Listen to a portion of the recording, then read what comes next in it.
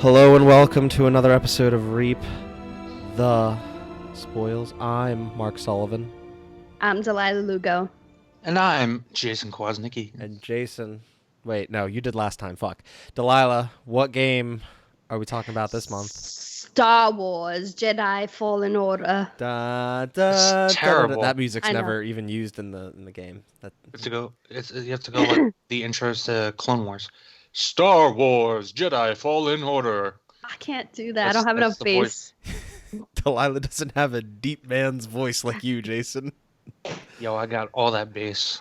Yeah, we're talking about Star Wars Jedi Fallen Order, the new game from Respawn Entertainment.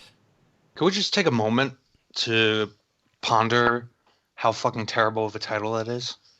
Yeah, Yeah. it's funny Agreed. because yeah, because even when it was announced, I was like, "Where's the colon? Are there two colons in this title? Like, is it Star Wars Jedi Fallen Order? Is it just Star Wars Jedi Fallen Order? Because that doesn't make any sense." It sounds like the guy that they like just shoved a mic in his face to announce it. It sounds like him and the guys around him from Respawn were just like whispering in each other's ear, "What the fuck are we gonna call this game? I don't know, man. Jedi, like." And they like he just blurted it out. Oh yeah, when Andrea Renee put him on the spot. Yeah, exactly. we're gonna get to that. Yeah, the title of it is Star Wars Jedi Fallen Order. That is the official title of the game. Wow, all this time I thought it was Star Wars Jedi Fallen Order. That is it. It's Star Wars okay. Jedi Fallen Order. Why I don't I guess Star Wars Jedi is going to be a new brand, I would assume. Why wouldn't they just call it Jedi Fallen Order? Yeah. And then just have Star Wars as like a because they need that brand recognition. Because of Jason. course it had to be EA's Star Wars Fallen or Jedi Fallen Order. Stay tuned for our logo analysis during this episode. But first, we need to discuss the history of Star Wars Jedi Fallen Order.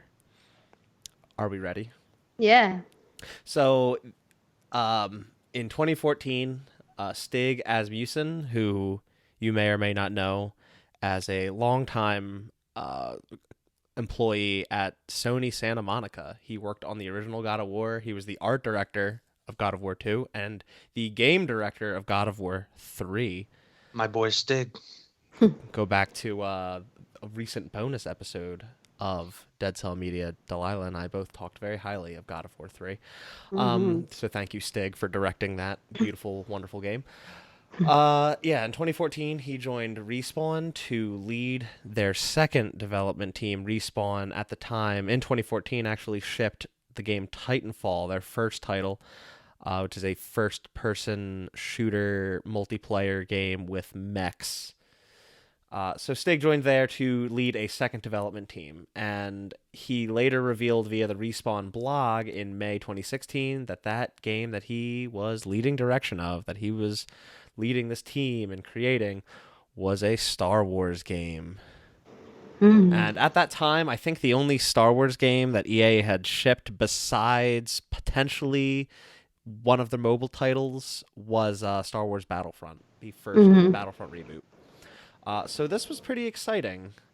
I think both of the Battlefronts had come out at that point. Battlefront 2 wasn't out till 2017. Oh, I'm sorry. I'm looking ahead at the timeline. My bad. It's cool. So yeah, this was exciting at the time because Battlefront, love it or hate it, that one was much more well received than the second one, all things considered. But for the announcement, especially with the lack thereof a single player campaign in Star Wars Battlefront, this was exciting news. But no one really knew much about this game until we got more information at the EA Play event in 2018, which is like EA's E3 thing, that they aren't at E3, but it's at the same time as E3, so it's basically part of E3. But during that press conference, as Delilah alluded to, Andrea Renee just sort of goes out in the crowd and puts Vince Zampella, the head of Respawn Entertainment, on the spot and says, "Hey, we hear you guys have a Star Wars game in development. What can you give us any more info? And all he said was the name of the game, and that was it. Yeah. Like, that It was was a it. weird reveal. Like, And it literally sounded like they had just come up with the name 5 minutes ago. she puts him on the spot, and he reveals the name of the title, Star Wars Jedi Fallen Order. And really that you'd be playing as a Jedi, and that was kind of it. I don't think that we heard much more than that. No. And yeah, we found out later the game would be built on Unreal, which is exciting because of EA trying to make Frostbite such a proprietary engine. This game being built on Unreal, that was pretty exciting because a lot of people don't really like Frostbite. Frostbite doesn't really work for a lot of things. Nudge, nudge to Mass Effect Andromeda. It's a first-person shooter engine. Yeah. So yeah, we didn't really get many more details on the game until Star Wars Celebration in April 2019, where we got our first story trailer. We finally got gameplay for the game at E3 2019 earlier this past year. And yeah, the game finally released on November 15th, 2019. Yeah, I didn't really care about this game until they showed the gameplay at E3 2019. Why? I don't know. I think I was a little jaded by Battlefront. Like, I bought the first one and I only got a few hours out of it before I felt like it was redundant, and didn't bother with Battlefront 2, which thankfully so, with all the microtransaction. Although it's, from what I understand, that game has gotten significantly better and is actually very good now. I did go back and play 2 recently when it became like $5. So I decided to purchase it and play it, and I can confirm it's not like great. It is a lot more fun though. It's better. It's better than the first one. The first one was essentially, it felt like you had no agency in the game. You were just kind of along for the ride, and you got to shoot a little bit, but the game really progressed regardless of what the players did in whatever way the particular level was supposed to progress. Yeah. It actually feels like you can somewhat affect what's going on around you in Battlefront 2 now. So, well, we're here that's to talk about. That is good. We're here to talk about Jedi Fallen Order. Right. Yeah, the gameplay demo at E3 was a weird one too, because what they showed seemed very linear. And the combat looked great. Everything about the lightsaber combat, taking down stormtroopers in like a single swing, fighting purge troopers, that all seemed just so cool. But like the game seemed very linear. It didn't really seem like there was much exploration. And you find out after E3, the game is like a Metroidvania. Yeah. Which a lot of people ask the question, well, why didn't you show more of that in the gameplay demo? But we're getting ahead of ourselves. I kind of forgot to mention at the top of the show, this is a Spoilercast podcast. If you've not played Star Wars Jedi Fallen Order, please go play it before you listen to this, because we will be spoiling the hell out of it. Like what the first thing that we're likely going to talk about, which is the ending. So stop here, go play the game. Go play the game, then come back and listen to the show. And yeah, now we're gonna spoil everything. So I think we need to just go. We need to open up the gates, guns blazing here, lightsabers swinging. We got to talk about those final moments, which I'm actually really pissed about, because sorry to anyone that decided to watch football on Thanksgiving. Oh yeah, the commercial. Because I'm sitting there watching the Cowboys lose, and a Star Wars commercial comes on for Jedi Fallen Order. I'm like, oh, that's so cool. That game, they're playing it during Thanksgiving. That's going to get a lot of sales. That's really, really great that they're advertising. Why the fuck did you just show Darth Vader? Yeah, that was a major letdown for me too. Thankfully, I had played the game already, so I wasn't like, impacted by it, but I was like, you're ruining it for so many people, because when you hear him come and you hear the breathing, and then you see him coming out and you're like, oh shit, like it was just so cool to experience that, and for them to ruin it in a commercial. Come on. I had just started the game. I was probably still on Bogano when I left my house to go back to my hometown, visit family, and spend Thanksgiving and everything. So, like, I had hardly touched this game, and I got spoiled on that fucking moment during football, Thanksgiving football. I was really mad. But still. Did it take away from it? Nah, it to removed... be fair, he doesn't play a huge role. It's a very slight cameo. But here's the thing, like... And if you didn't know that he was going to be given the time period and the period on the timeline in which this takes place, and the fact that you're dealing with Inquisitors, if you didn't know Vader was going to show up at some point, I mean, it still takes away from the element of surprise, and that's really what was lost, because that's kind of what happens, especially with trailers for like games, movies, what have you. And why I've started to avoid watching trailers especially for movies. Right. It's like showing Deckard Cain. Oh my God, Diablo 2. It's like showing Deckard from Blade Runner coming back in that sequel they made, where the director really didn't want anybody to know that Deckard was going to be in the movie. But of course, Sony had to show him throughout all the advertisement, even though it's a very small cameo like halfway through. Right, it's like it like, instead of not knowing anything and being like maybe wondering if Darth is going to show up, maybe pondering like where could that fit into this story, and then being totally blown away by where it fits in, I spent the whole game waiting for the end. Just it was like a countdown. Like, is this when he's going to show up? Is this when he's going to show up? That's what it becomes when you spoil something like that in a trailer. It doesn't really, there's no surprise there. It's totally taken away. It just becomes a countdown and a lookout for when that moment's going to happen. That's what happened with Metal Gear Solid 5 a few years back. Every single trailer and all Kojima's trailers were like 7-8 minutes long. It became more of a, when is this scene in that trailer, when is that going to happen? I wonder. And I focus more on that than being in the moment. And that's sort of what happened when Darth showed up at the end, when Vader showed up. But it was still such an epic moment. It's kind of the equivalent, I think, to keep it within the Star Wars universe.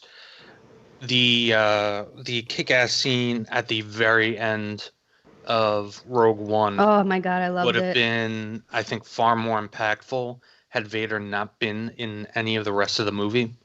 Like, if you had no idea, and just out of nowhere at the very end, that you just hear the breathing and the fucking red lightsaber lights up. That scene in the game reminded me of the end of Rogue One in the terms of Darth Vader's is basically like creating a slasher film with a lightsaber. Yeah, and like from a game design perspective, like he wasn't really a final boss. He was like the last moment, but he wasn't a final boss. It was like an interactive cutscene. You are totally helpless against him. And you just wind up running away, and some of the force powers, Seer coming in at the end, I thought was interesting to say the least. The final moment just being like Vader trying to shield himself against water pressure, was kind of goofy. But still, what an effective way to end that game. It also showed that like none of these characters are even close to like Vader or any of the Skywalkers or the Obi-Wan. It really showed how like we don't see much fighting come from Vader in the movies. And for this showcase of power, it was just really, really fucking cool. Yeah. Besides Vader showing up, the other bit of the ending, with the whole story being about finding this holocron that has this list of Force-sensitive children, which I think is a weird driving point for the story. It's hard to make a game that takes place during this time in Star Wars, because we all know what winds up happening. Right. We know, so you already know the outcome. Right. And I guess it's about the journey, how you get there. We all know that a new Jedi Order doesn't start back up. I didn't know how it was going to end up. I didn't know if they were going to try and everyone was going to get slaughtered, but I feel like that would be too big of a plot to never somehow mention anywhere else. So for them to just destroy the holocron, or for Cal to just destroy the holocron, I think that was a good move, and I really liked that ending. I liked that way to end the game. They did do it right, because the story ended up not really being about the finding the holocron. Was just really a plot MacGuffin. It was about the story. No, the story was more about the characters. The real treasure. Coming to terms with their arcs. The real treasure was the friends they made along the way. No, it wasn't even that. It was the characters coming to terms with internal demons, particularly Cal and sorry. Seeger. The real treasure was inside them all along. It was. No, it was well done. This is how you do Star Wars characters. I find it particularly depressing that this story was, in terms of just objective writing, of a higher caliber than either the television or the movies have produced in years. Some of the movies. For the record, I do just want to say, both to let the audience safely know and to make sure Jason doesn't spout anything about it, we are not spoiling Rise of Skywalker here. No, I don't want to spoil Rise of Skywalker for anyone. The movie's very fresh. No, but I'll just put it before we get into any details about this game. I do. This game has a better story. This game has a better story. On a plot level and a character level, better than any of the new Disney movies, but from a character level, certainly better than the prequels as well. I don't know that I'd entirely agree, but I don't want to focus on comparisons. I'd rather focus on the characters themselves. Yeah. I think we've said all we need to about the ending. Does anyone else have any before we move on from talking about the ending? No, I mean, I feel like a lot of people complained about the holocron being destroyed, and their main argument is like, oh, he had a vision and decided to destroy it. But I think it's a little more than that. Besides, like, his vision of seeing himself turn to the dark side and seeing all the Force-sensitive children die, it's also like an object that could basically track the Empire to Jedis. So I think if it wasn't destroyed, the story would have gotten too crazy. Exactly. Yeah. Like I said, you need to have that balance, especially this time in where Star Wars, like where this takes place in the Star Wars timeline. Like, you can't have anything too big, too meaningful, because if you do, how does that never come up in the films? Right. It's the problem that Rebels ran into, the cartoon Rebels, which is still canon. They fucking introduced time travel in Rebels. Like fucking forced time travel. Like there's shit in there that like you can't reconcile. Yeah. So like they did it well by the holocron, like they had to protect the children, and we know from a lore standpoint that they can't try to recreate a Jedi, the Jedi Order, because that's too big. Not even from like a lore standpoint, sort of from a lore standpoint, but from like a logistical standpoint, that's something too big to just never come up in the canon after the fact. It's also a good It's also a good metaphor. I mean, in many ways, I looked at the holocron metaphorically and sort of similar to the way you would almost look at the Ring of Power in the Lord of the Rings, in the sense that by the end of the story, Cal comes to understand that, he says verbatim, "We'll trust in the Force," with regards to all these Force-sensitive children, and decides that it's bigger than any of them, which I thought was a nice character moment for Cal. Yeah.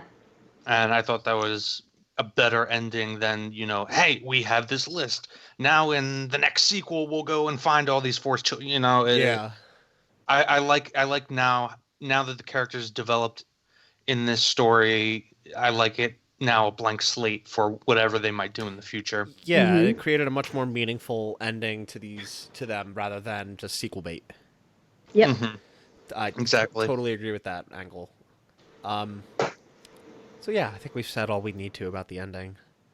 The last area was I will say the last area on what was the name of the planet? Nire?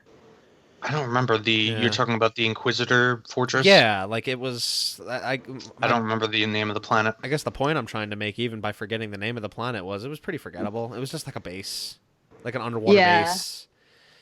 It had linear corridors that kind of branched off in places and stuff, but it really wasn't that interesting and kind of disappointing. A final area overall.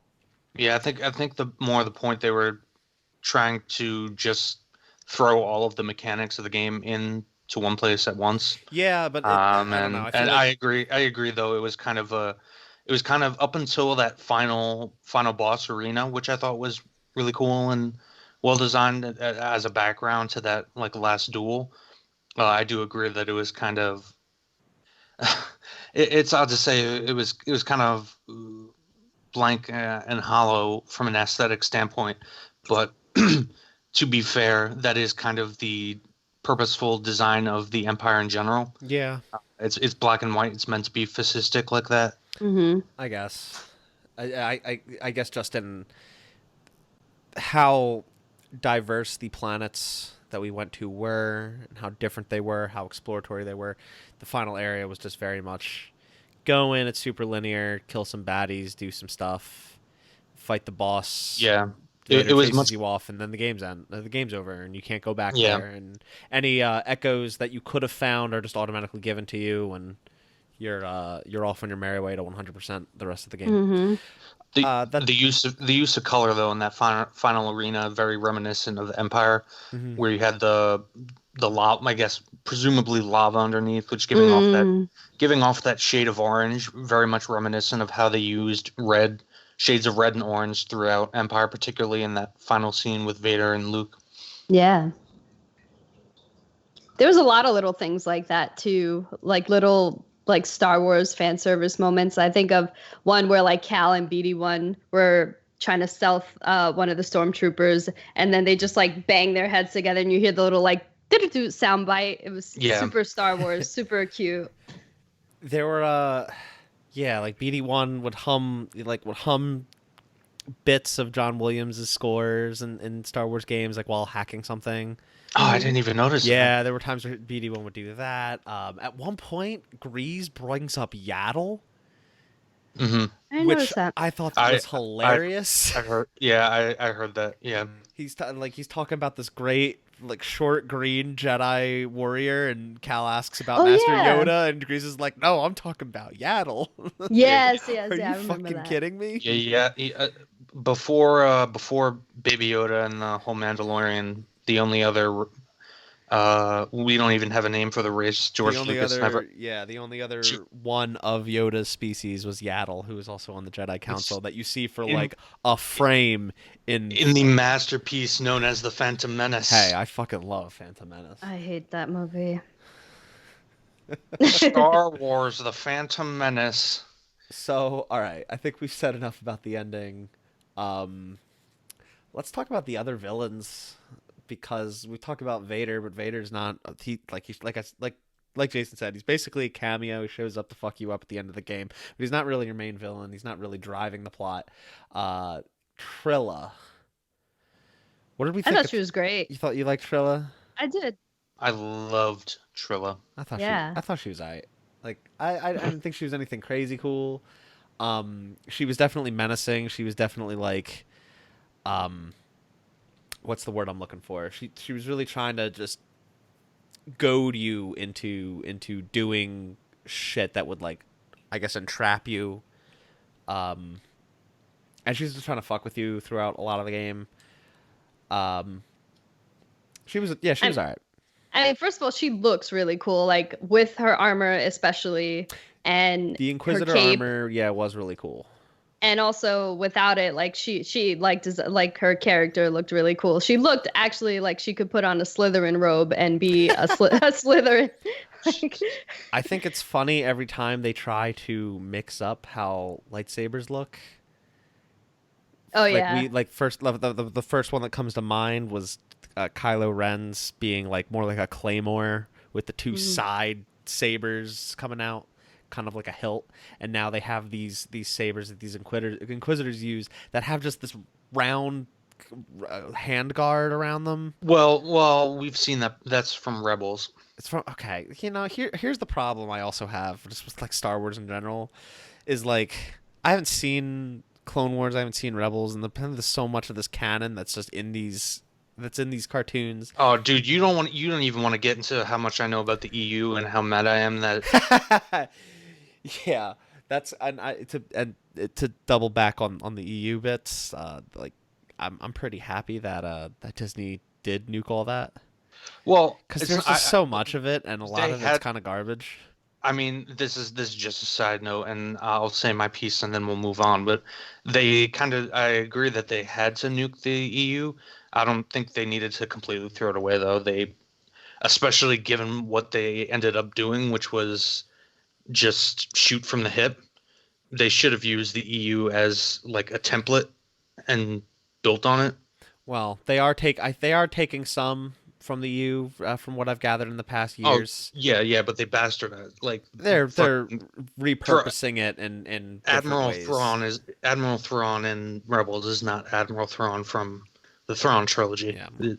But anyway, to go back, like, yeah, and it doesn't really matter. This isn't the first time they did it. If it was in Rebels, it's fine. Rebels is still a recent thing, and every time I see some new evolution of the lightsaber, how they add some sort of thing to it that's supposed to make it look cooler, I'm just kind of like, what does that do? I felt like it worked for the game, though, to have all those different lightsabers that you unlock in the end. I mostly mean just like that round hand guard on the double-sided lightsabers that the Inquisitors use. It's like, what purpose does that serve? If I slash at that, is it theoretically... Do you want to know what practical service it served in the show? What? And by the way, I don't think Rebels is a great show. I actually dislike it greatly compared with Clone Wars. What do you like, Jason?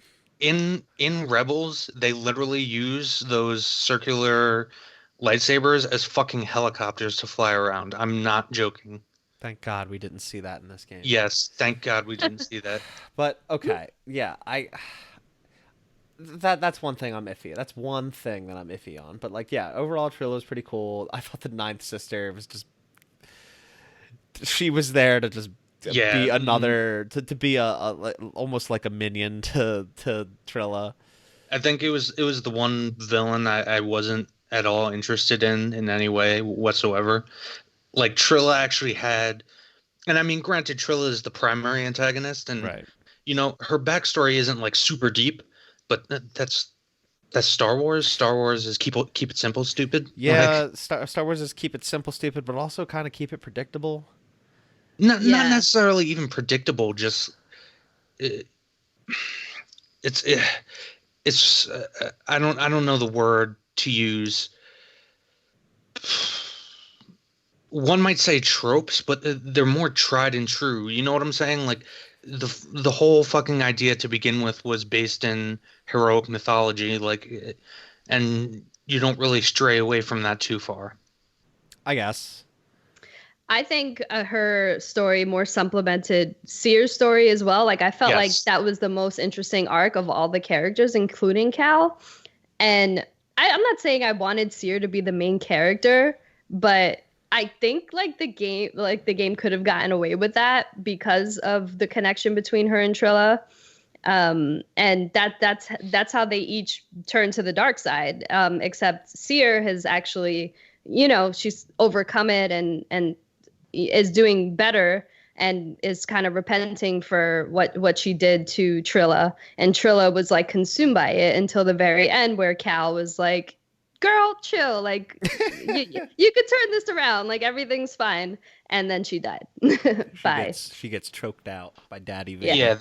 Yeah. And that's what, the idea that Cere was tortured and ended up, giving up her Padawan, Trilla, and Trilla feels betrayed and bears this hatred, and that Cere in her despair ends up temporarily using the dark side, and then cuts herself off from the Force. These aren't like super complex things, and it's just about people fighting their inner demons. I mean, that's why they call it space opera.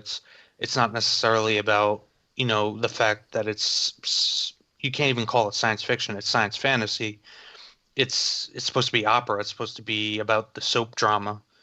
And that's what this is, and that's why it's so effective. Or, you might disagree to how effective it is, but I think it's pretty effective.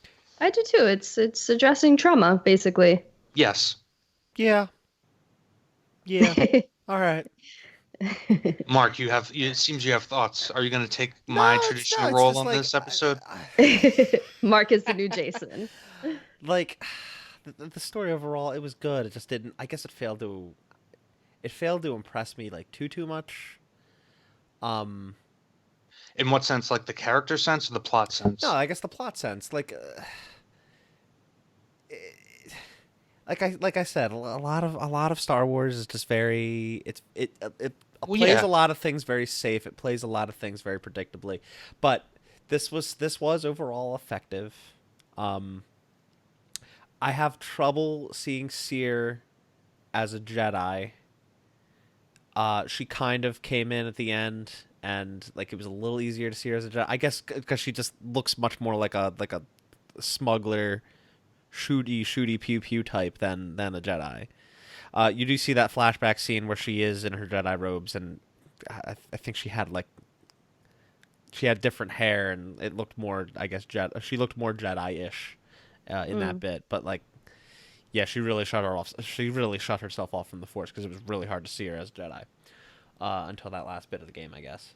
I also kind of wish there's no real way they could have done this except for like maybe go back to Ilum, but I would have liked to see her with like not a lightsaber that's Trilla's and red. Or maybe she goes and finds her old one and has that for the final bits. Well, she does have her old one. She gives it to you, though, doesn't she? No, you have you build your own. No. At one point, doesn't she hand you a lightsaber at one point? I distinctly remember her giving you a lightsaber at one point.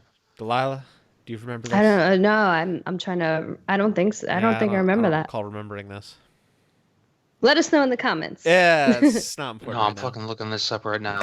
Let's keep going. Who's next on the villain list? The next on the villain list, I guess, would be Terran Malicos, the weird, strange man that was just chilling on Dathomir. I just wish they would have fleshed him out more. Like, it's kind of bullshit because I was expecting that. She later gives it to Cal Kestis on Ilum for him to create a new lightsaber with its parts. Oh, the parts. Okay. All right. Yeah. We stand corrected. Yay. And all right, let's just continue with Mr. Malicos. That's no longer important. Yeah, let's talk about Malicos, who I thought was kind of like, wow, whatever. I really expected it to be. I really expected that person to be. What's his name? The guy that used to have BD1 and you were following the whole time. Oh yeah. Oh yeah. I forgot to put his name in my notes. The guy from Bogano. Yeah. You'll look at it. Okay, I think Jason's doing all the fact checking, filling in the gaps that I forgot to fill. Got Wikipedia here. Thank you. Yeah, like I fully expected Terran to be him, like having been corrupted by the Force in some capacity. Turns out he's just another character that was that fucked with the Night Sisters, and the Night Brothers, and was just trying to learn their magic. Yeah. Which was just kind of, I don't know, he was thrown in there to have another villain character, I guess. Yeah, it was a cool fight, that's about it. And Eno Cordova, and he was Seer's master. Cordova, Jesus, okay. Cordova. So I really expected Terran to be Cordova. That would have been cool. I actually think that would have been even cooler if it turned out Cordova had fallen to the dark side. Yeah, and I guess this kind of goes against my whole predictability argument, but I also think that would have been way more effective. You're chasing this guy in this guy's trail and trying to find the key to get this holocron so that you can find all these Force-sensitive children, finish his mission, and it turns out the reason he never finished his mission was because he turned to the dark side and is this evil person that you have to take down. you've been kind of following in his footsteps this whole time, and this is what became of him. I feel like that would have been way more interesting than just some dude that's fucking around on Dathomir trying to learn some magic. Yeah. I did find it cool though that they brought in Dathomir and the lore of the Night Sisters and the Night Brothers. I was just upset they didn't bring in my boy Savage, although that would have messed with the timeline quite a bit, I think. I learned quite a bit. You guys don't even know what I'm talking about. I have no idea what you're talking about. Darth Maul is like, I'm embarrassed to say, I can't remember if it was like his brother or just like a crazy magic clone that the Night Sisters make of Darth Maul. But yeah, he's in the Clone Wars. Okay, well, I learned a lot about Dathomir, and a lot about the Zabrak in this game. Terran was meh. He was so. I enjoyed him like in terms of like a character from a personality perspective. It was interesting, just this guy that had fallen, so he became so desperate and became so lustful for power, and I thought he was performed well, but in terms of like you said, Mark, from like just a background perspective and how he fit into the plot, it was kind of meh. He felt more like he was just there to give a backstory to Merrin, who I actually really liked. Yeah, I liked her too. I wish we had more of her. But we'll get to Merrin, and when we move on from villains, I want to talk about my least favorite villain of this game, which was the entirety of the planet of Dathomir. I fucking hated Dathomir.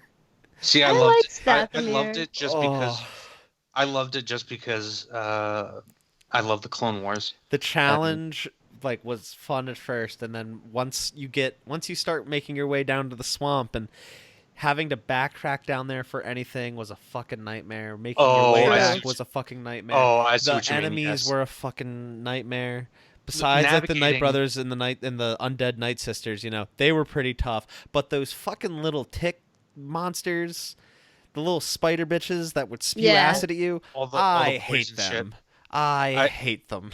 I agree that navigating that planet is definitely, and we'll get, I guess, more into this later when we talk about all the different planets and stuff, but navigating that planet was annoying as fuck, especially when I went back to get all the chests and whatnot. And the Nidax even, there were a lot less of them, but they were still a pain in the ass. That planet just made me so angry. I mostly threw that in there as a joke. Obviously, the whole planet of Dathomir is not a villain, but it really pissed me off. I mean, granted, it was my favorite planet in terms of aesthetics and the background, the lore of what was going on there. And again, that a lot of that comes from my love of the Clone Wars, and it was really cool to see the Night Sisters and the Night Brothers and the interactions there. Sure. The last villain I have is it's a very minor one. It was Sork Tormo and his legion of bounty hunters. Yeah. He was just there to serve a gauntlet. That's it. Yeah, well, it was so cool because you when you run into your first bounty hunter, I totally wasn't expecting that. And neither was I. It was a really tough fight, and I of course died, and I thought that was just it. I thought that was going to be a point where just bounty hunters start randomly showing up, and I thought I was dead. No, turns out I was captured and taken to a whole new planet, which I thought was really, really, really cool. And I also got really, really, really worried that anytime I saw a bounty hunter from there on out, if I died to it, I was going to have to go through that shit again. Yes. And thank God they didn't do that. Thank God it was just a one and done story moment to kind of tell you about Grease's seedy past. But yeah, that was the best part about it. I thought they were just kind of, because Grease makes a mention of the Haxian brood early on, which I was like, oh, that's another cool reference. But then they actually fucking it make wasn't the just a Haxian reference. brood. Right, they actually make the Haxian brood an enemy throughout the game, and I loved how they, after you've gone through all these areas, they kind of up the ante by placing bounty hunters strategically throughout the game when you try to go back. And it also added to Grease's character because he does feel guilty about what happens, and it does draw him in a bit closer to both you and Seer. Mm-hmm. I thought, and the bounty hunters, there were only 3 different types, but they all had different names, so it all seemed like they sort of had, almost unique personalities, even though it probably was a much more finite amount than it seemed. But it was a cool variety to throw in about halfway through the game to start getting these sort of dynamic moments in areas that you're probably going through a second, a third, a fourth time. That was neat. Sork wasn't really much of anything himself, but his posse was pretty dope. Yeah. Yeah, that was. I don't think he was supposed to be as much of a, you know, deep character as much as he was supposed to be more of a what's the word I'm looking for? A performative character. He was just there for the show. Yeah, he was kind of like what the Sinister Six were in Spider-Man, basically. Just there for the combat. God, now I'm thinking of the Rhino scene from the end of Amazing Spider-Man. No. I will kill you, Spider-Man. All right. That pretty much sums up the villains. Let's talk about the main cast a bit more. We brought them all up at some point. Cal was okay. He was fine at worst. He was fine at worst. His best moments were just the moments when he just interacted with BD1. Yeah. And like while you're playing the game and they're just like having some dynamic dialogue or scanning something or whatever. Like those were Cal's best moments. The problem? No, I would disagree. I mean, those are good moments. In the last like hour or two of the game, Cal actually becomes an extraordinarily interesting character. Yeah. When you start to actually understand what his arc is, which is his guilt. He has a lot of built up internal guilt, and that relates in a lot of ways to, we'll learn again towards the end of the game, and we'll talk about this character later, Jaro Tapal, his former master. We could talk about him right now. It doesn't matter. Yeah, I mean, Jaro Tapal doesn't have much character to him other than he's just a hard ass, which is actually important in terms of Cal's character development, because, you know, you could argue it's almost like having a hard father.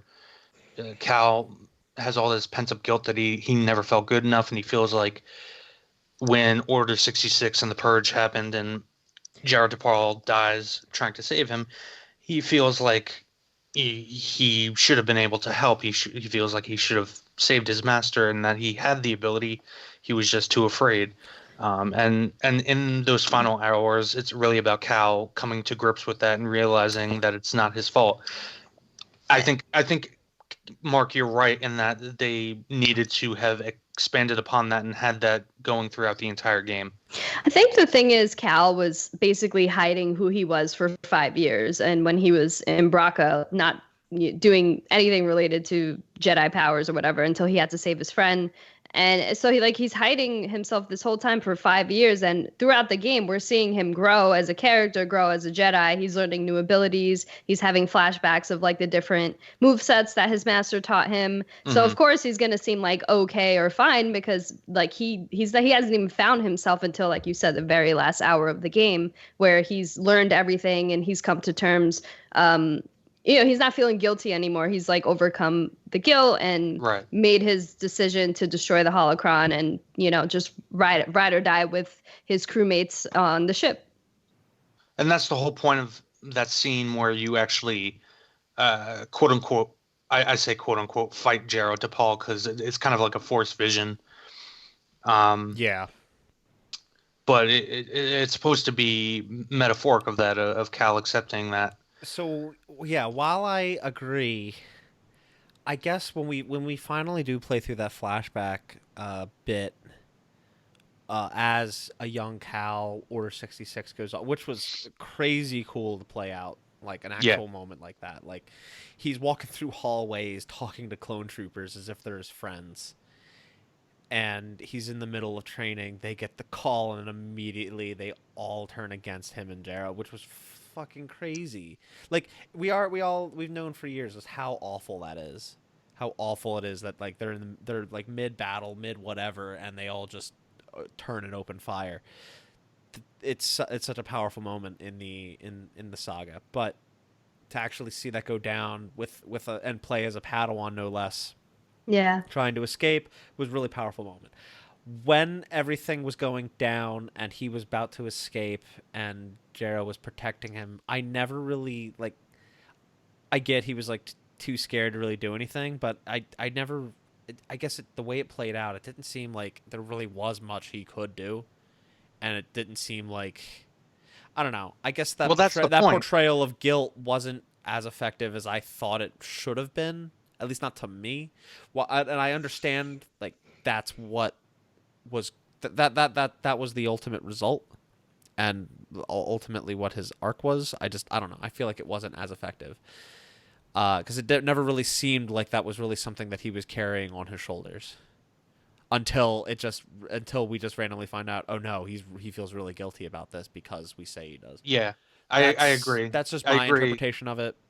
I agree. It should have been established earlier on. And I totally agree, Delaila, that like yeah, he is not himself for 5 years. He's very much in hiding, and that's another thing I do kind of want to bring up about Cal.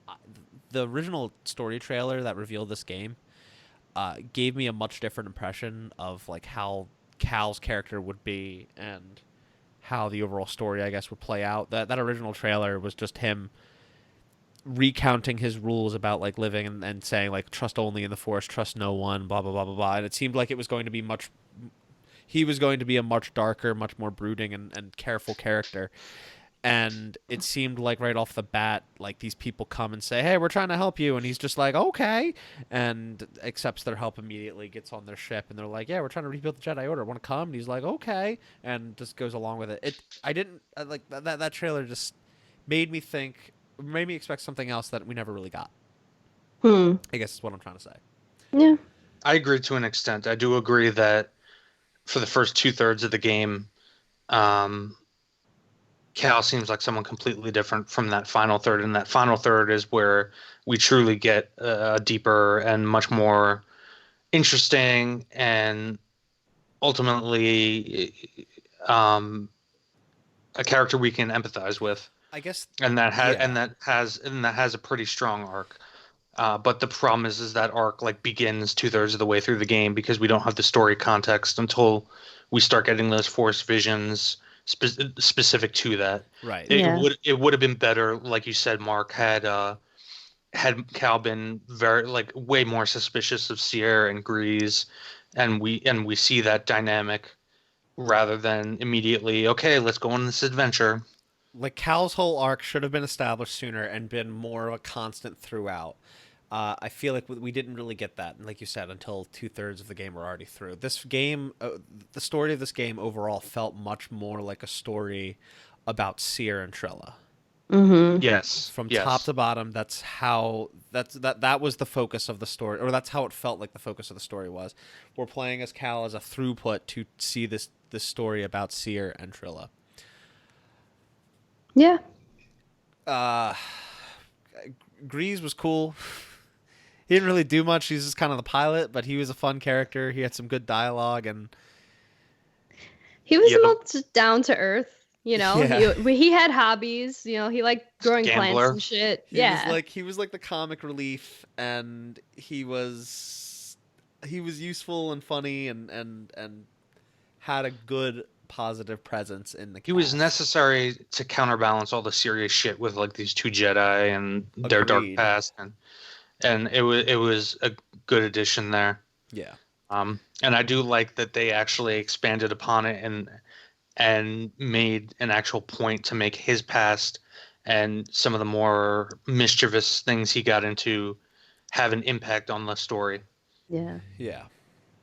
And a character you brought up earlier, Jason, Marin. I do also wish we had more of Marin, and I don't necessarily know how they would have pulled this off, but I wanted her to have a fucking romance with Cal because they have a very similar background. The thing is, like, that who knows, if we get a sequel to this game, that might develop. But I do wish we had Marin earlier in the story.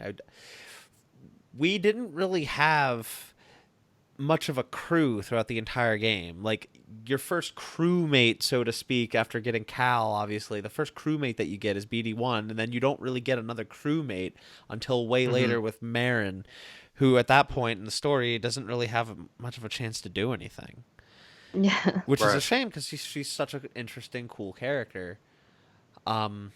And I like her interactions with Grease. How Grease is very Yeah. Grease does not like her at all, and he's he's very he's essentially afraid of her. he's very untrusting. He was very untrusting of Cal even, but like now, Yeah. so anyone new he'd be untrusting of. But yeah, his interactions with Marin, the things that he'd say about Marin were very funny, and I wanted more of Marin as well, and I guess that's one of the things I'm most hopeful about in a sequel is to get more Marin.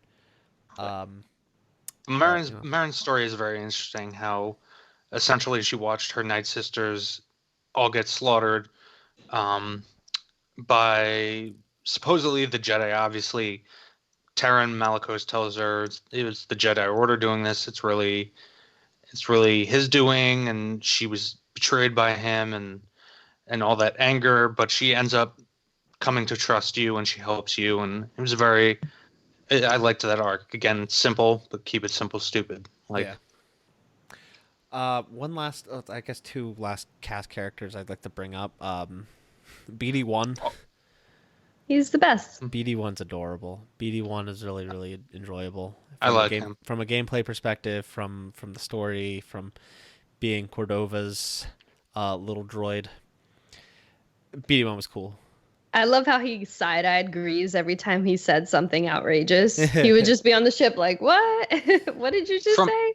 From a lore perspective, this is like really, really stupid, and obviously like mechanically you couldn't work this in a video game, but it's the same thing that pissed me off with Rey and in The Force Awakens. You're not supposed, the humans aren't, well, people in general, characters in general, aren't supposed to be able to understand like droid speak. The only one who can understand R2 in the original trilogy is C-3PO. The only time Luke and the others can understand R2 is when they're reading intercoms on the spaceships.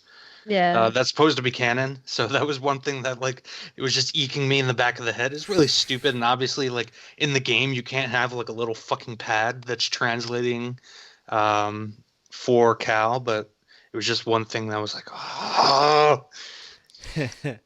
Well, he was very expressive. Like, I don't think he needed to like see words to know what BD1 was getting at. You know, I know. It's kind of like my relationship with my cat, but you know, whatever.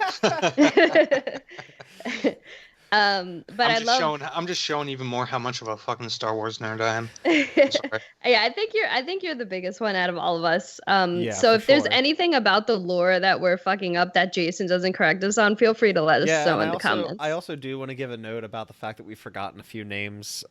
We all, or at least Delaila and I, beat this game like a month ago. Yeah. And I probably remember the most of it just because I beat it like last week. Yeah, but like we beat this game like almost a month ago, and also I found a lot of these names incredibly forgettable. Like after beating the game, and when I was writing the notes, I completely forgot Terran Malicos' name, and I had to look it up. Like a lot of these names are just totally forgettable to me. Yeah, when you wrote Sork, I was like, wait, who was that? Yeah, and I completely, it's completely because I looked up who's the dude, who is the head of the Haxian Brood at the and of the bounty hunters and whatnot. Who was that? Oh, Sork. Thank you. Okay, Sork Tome, what's going on here? Yeah. Like a lot of these names are just very forgettable. So apologies for the breaks that we had to take to look those things up. Yeah, and apologies to everybody. I feel bad because the voice / motion capture actress that did Seer, she was also in Wolfenstein 2. Oh my god, I loved her in that game. She's very talented, but I have to say, her eyes are the fucking things of nightmares.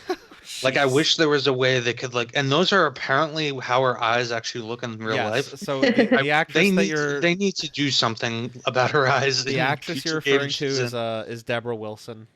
She's very talented. And she did a great job as Seer. I think her eyes is what makes her so badass in both those games. But they're like, it's like a horror movie. They're like coming out of her skull. I don't know what to do. It like freaks me out. But I'm like, you would be a dark side user. The last character I want to bring up is pour one out for the fallen homie Prouf. your buddy at the beginning of the game. He was great. He was great, and I'm so upset that it took me a few moments to remember that. Yeah, I know, and I had to look up his name. Like I loved him as a character, but again, a lot of these names are really forgettable. I forgot his name. So Prouf, yeah, Prouf was awesome, and I wish we got more of him. I was really worried during that train sequence at the very top of the game. That Cal will wound up being a dream that Cal was having. I got really worried that Prouf was actually about to sell him out to the Empire. And no, he was loyal to the end, and it's a shame that he had to die. Yeah. I almost wish, you know what? I wish Cal felt more guilt about that than he did about Jarrow's death. Prouf is who he should have felt guilt over. That's who we should have felt guilty about dying. Yeah, you would think that would have triggered him, right? Well, yeah, I mean, I don't think he should have felt more guilty. I think that should have been a trigger that kind of starts the arc where it brings up those feelings, and then immediately after, because I don't remember. It's kind of a while until we get a Jarrow to Paul flashback. I think the first one we get is you just learning to wall run. Yeah, and that's that's in Bogano a while in. Like, our first flashback should have been in like just a story one in the beginning of the game when Palf dies, like when you're on the train sequence. Yo, you know, that would have been good. You're kind of introduced to that aspect of Cal's character, but again, you know, criticism. Yeah. Speaking of the training sequences, can we talk about how weird Kid Cal looks? Because he has almost the same exact face, and it's just on a kid. He's got the Cameron McGonaghan, I think his last name is. He's I forget what else he's been in, but he plays Cal and has the same, and they use his likeness too. And yeah, he's got the same face. It's basically the same head with that stupid little Padawan rat tail, and it's just like hey. He's just like miniature. He's just miniature Cal with the same exact head. It's so off-putting. It's so off-putting. Yeah, I think kids look weird regardless, but yeah, he did look extra weird. Kids look weird. The quote of the episode. And you're the woman on the cast. You're supposed to have them maternal instincts. No, their like heads are too big for their bodies, and their eyes are too big for their heads. He looks like that meme of like Keanu Reeves at E3, where there's like Keanu on the stage, and then they have like a shrunken Keanu next to him, or even like that meme of like they did the same thing with Joker dancing on the steps in the movie Joker, where there's Joker dancing on the steps, and there's like a mini one right next to him. Like he looks like the mini Cal to Cal. It's so off-putting. He had the same kind of voice too, right? I don't remember him having like a kid voice. No, I feel like he did. He had a different voice, but yeah, it didn't really match that time in his life or how he looked, how he appeared. So bizarre. Yeah, Padawan rat tail also makes everyone look weird. Yeah, like the Padawan. I've never understood that. It's so weird. Hey, I know you're gonna give me shit. It's just simple. If you're gonna fuck with anybody, fuck with the younglings, dumbass younglings. Master Skywalker, what are we gonna do? So I want to talk about other planets other than Dathomir. Like, the amount of planets we got. I don't even want to count Braca, because it was basically just a tutorial level. Yeah. But we got Bogano, we got Ilum, Zepho, Ilum, which Ilum was a little more truncated. It was a much more focused, smaller planet. It was focused on exploration. There was only one big exploratory area. It was also in many ways meant to be like a fan service type deal, because obviously there's Clone War episodes tied to them. Like, the area very much looks like what we see in Clone Wars. Yeah, and also of the younglings finding the kyber crystals. And also, spoilers, I do believe it was recently spoilers for like the new Star Wars trilogy, mostly like Force Awakens, but I do believe it was completely recently confirmed via the new visual dictionary that Ilum is the planet Starkiller base was built on. Yes, if you go back after you first go to Ilum and complete it, if you travel back, you can see them building the trench that, you know, is in the Force Awakens. You can see it that like it's around the circumference of the planet. Mhm. That's like when you finally have completed your lightsaber and you go out and into the Imperial area, that trench area that you see right ahead of you, that is the trench of Starkiller Base. Yeah. No. But yeah, we as I wanted to say about the planets, we got Pagano, we got Zepho, we got Kashyyyk, we got Dathomir, and we got Ilum. So we really got 5 major planets to go to explore. Do you think was this more or less than you guys expected? It was about as much as I Yeah. expected, Really? and Okay. I think they did a good job with the variety of environments. Yeah. It felt in terms of the variety of environments and the amount of environments, it did feel a lot like, again, you mentioned earlier how this is very much a Metroidvania. It did feel a lot like, Metroid Prime in terms of the amount of environments. Yeah, because it's funny because I kind of expected more planets than this, but the sheer size of a lot of them, particularly Zepho was probably Oh the my most gosh. overwhelming planet to Yeah, in visit in terms of this game. size. In terms of Yeah. size, in terms of just like nooks, crannies, areas, places to search, things to do. It has like a whole entire hidden base at the very end of the level I where would the ogres are. I would argue it has multiple entirely hidden bases. Yeah, but that shit, yeah, it was just Like, it was its own area basically. yeah, it like there was a crashed there was a crash site with a crashed star destroyer there. Um, And there all was these like a places whole have like ancient temples buried, or in Hmm. some cases on top of like mountains. It's impressive, and this game, it seems like at one point, and I think this was confirmed, wasn't it? That at one point what they were working on was scrapped, and they kind of had to restart development. Yeah. It seems like they did make this game in a very compressed amount of time. It's actually impressive and I think the amount of bugs at launch, kind of made that obvious. It wasn't a very well QA'd game. yeah, there were lots of But graphical glitches. more than even after all of Well, I the would patches, yeah. I still got stuck a few times in like in the textures and whatnot. But it's still impressive what they were able to do in the amount of time they had. Yeah.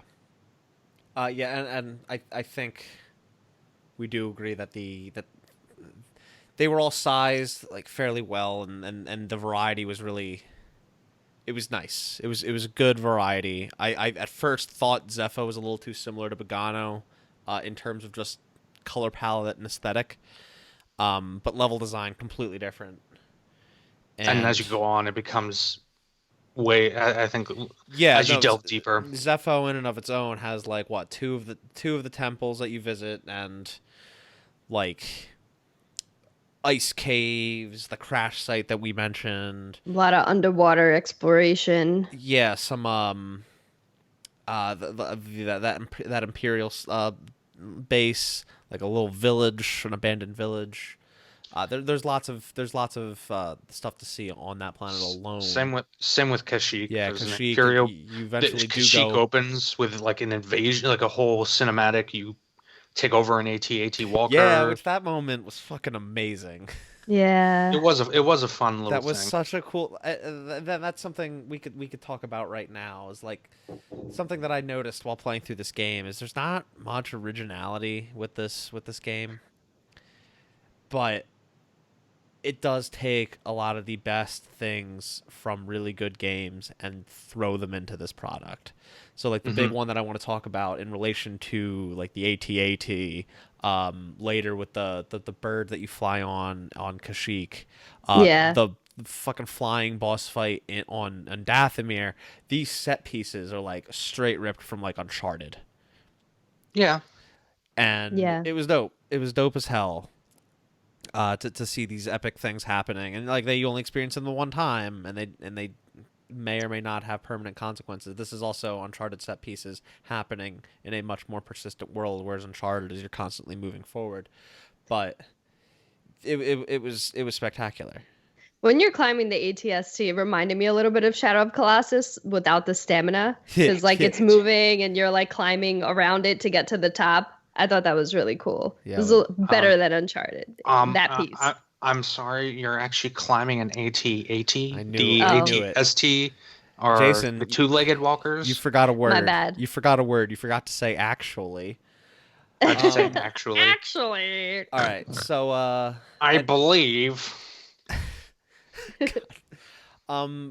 It also had like the exploration of Uncharted in terms of the climbing, the traversal, the climbing of walls and things, and getting new. Eventually get new tools to climb on different surfaces, which is something that Uncharted 4 really utilized. But like, well, that's pure. That's also pure like Metroid Zelda. Well, yeah, and the game had the level design of Metroid games, Castlevania games. It really had the dungeon design of Zelda, I felt. When you're in those temples and the weird environment puzzles that you're going through, like the first temple with the balls in the holes, or not even holes, indents. You get new force powers are essentially your tools that you would get, rather than getting like the hook shot or something. Instead, you get like force push or force pull or Jedi flip, which what a stupid thing to call just doing a fucking double jump essentially. Yeah. But I did like how they kept just a quick note on the force powers. I did very much like how they kept the force powers somewhat contained. Like it was just push, pull, jump. I like, because one of the things, and this is a problem going back even before fucking Disney bought Star Wars, like as George Lucas got into the prequels and the Clone Wars, the Force started becoming less a mystical thing that just kind of augments your abilities and became, hey, you're a fucking superhero that can move spaceships out of the atmosphere and shoot lightning and balls of energy.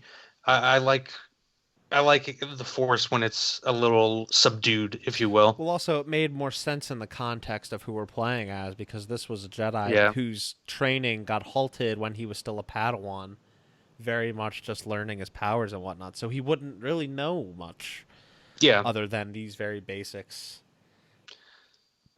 So, I swear to God, though. I swear to God, if we get Force healing. God. All right, so... And the other thing, Delaila alluded to the combat. When she saw combat for the first time at the E3 demo, she became much more interested in the game. I don't want to bring it up till now, but I know exactly why. It's because this is basically Dark Souls combat. Yeah, I mean, I didn't really get that from the E3 trailer. I got more Uncharted vibes when I saw it, the gameplay trailer. But when I heard it was like Dark Souls, I was like, oh, everyone compares everything to Dark Souls, and it never turns out to be that way. But this game actually did, in terms of only the checkpoints, because the combat is more hack and slashy than Dark Souls, which is good. I completely disagree. I think if you play this game like a hack and slash, which I did for the first several hours, you're going to die a horrible, painful death. Once I started playing this game more defensively, like a Dark Souls game, and focused more on parrying enemies, dodging and blocking and taking hits when I can. It felt like I was playing Dark Souls again. You kind of have to parry in some of the bosses as well, in order, because remember, when you parry, you're also depleting their stamina, which is their kind of shield gauge, if you will, for blocking your attacks. Yeah, the parry was like, the timing was different, especially coming from playing Sekiro, but in the beginning, slower. It was a lot more methodical, the combat. But once you unlock more abilities, you could just hack and slash away. And I was playing on Jedi Master. Yeah. And I was like, I could have bumped it up to Jedi Grandmaster to maybe get more of that like challenge. But I was satisfied. I was like, I don't need to do this.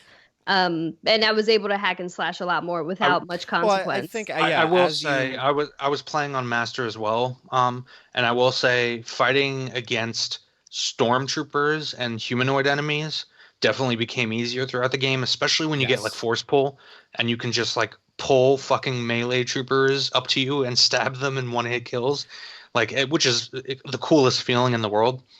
But fighting big beasts and the bosses, I felt it remained difficult throughout the game. I think that's the thing is because especially with a lot of those creatures, a lot of the monsters that you fight, they're not as affected by your force powers as regular humanoids, regular stormtroopers are.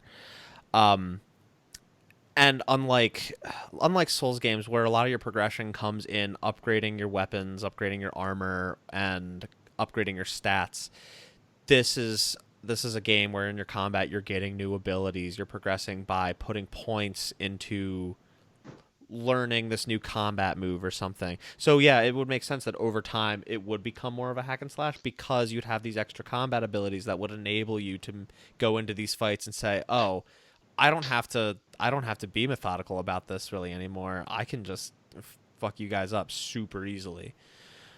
Yeah, and there's no like one hit kill enemies, and if you fall, you lose a little bit of health, but you don't die. Things like that make it very different. And to go back to the checkpoints, yeah, the checkpoints too are just 100% like bonfires, but not. Yeah. To go back to what you just said about one-hit enemies, technically, yes, you're right. There are no one-hit enemies, but you will find yourself in a lot of situations where, say, you might just miss your dodge or not block at the proper timing and get hit by a powerful attack from a big enemy like a beast or a boss, and you'll get knocked down, and then you'll just get, you won't have a chance to get up and block. Like they'll just keep slashing at you, and you are essentially dead. The only enemy that gave me that problem was the big ogre looking thing on Zepho. What are they called? Legendary whatever's. The special one. Yeah, the special one. Yeah. Beast. Okay. Yeah, he was tough. I had the problem with the final boss when I didn't realize, because about halfway through, when you get her health bar like halfway down, she starts using an unblockable attack on you where she grabs you. Yes. And not only sucks your health, but sucks your force power. Mm-hmm. So you can't like freeze her to get away or anything like that. And then kicks you down for like another half of your health bar. And then immediately after that, it's extremely difficult to even use a health pack without her just following up and destroying you. Yeah. Yeah. That was a good fight. Like I had to play that a while to eventually get it, but it was very satisfying. I felt like the saber fights, like the fight with Malicos, even to an extent, the ninth sister I did on my first or second try. I don't remember, but I felt like all the saber boss fights were pretty satisfying. Yeah. This game, like, it never felt like too easy. Mm-hmm. Like all the I mean, maybe if I bump down the difficulty, but I think we all played on Jedi Master mode. It was a good challenge, and which in a lot of games like this, I feel is becoming more and more of a rare thing. I think that's why I enjoyed it so much. Yeah, honestly. to go into a boss fight and to die several times until I really get the moveset down and understand how to play it out. It's kind of a lost art. It's not something that I feel happens enough anymore. Except for maybe Sekiro or other games of that nature. Yeah, and I think it's more approachable. I think for people who are intimidated by those games, this is a good entry point to that. Especially because you can freely change your difficulty. If you feel the game's too easy, you can bump up the difficulty. If you feel it's too hard, you can bump it down. And the best part about that is there's no trophy or reward penalties for that. There's no reward penalties in general for that. If you're on Grandmaster, you're getting the exact same amount of experience as you are on story mode.